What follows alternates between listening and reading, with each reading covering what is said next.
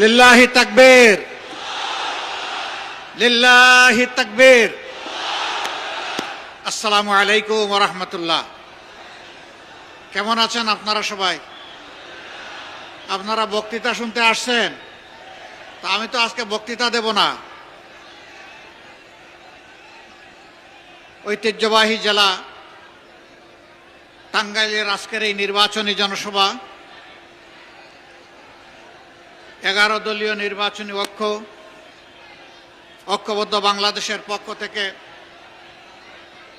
এই জনসভার সম্মানিত সভাপতি, সভামঞ্চে বসা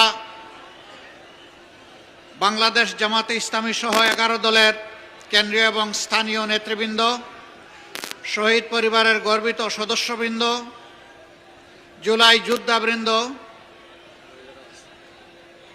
টাঙ্গাইলের আপামর জনতা মা এবং বোনেরা, টাঙ্গাইলবাসী ভাইয়েরা, সাংবাদিক বন্ধুগণ,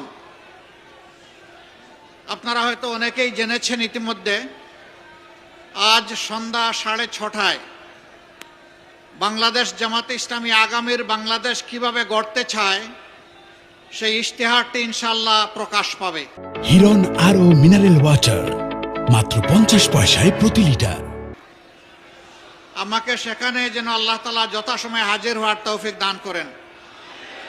ইতিমধ্যে কুড়িগ্রাম, লালমনিরহাট, তারপরে নীলফামারী সেরে আমরা এখানে এসে হাজির হয়েছি। বাকি সময়টা আল্লাহ তাআলার সাহায্য চাই। জাতির প্রয়োজনে, মানবতার প্রয়োজনে, দিনের প্রয়োজনে আল্লাহ যেন আমাদের রাস্তা সহজ করে দেন এবং নিরাপদ করে দেন।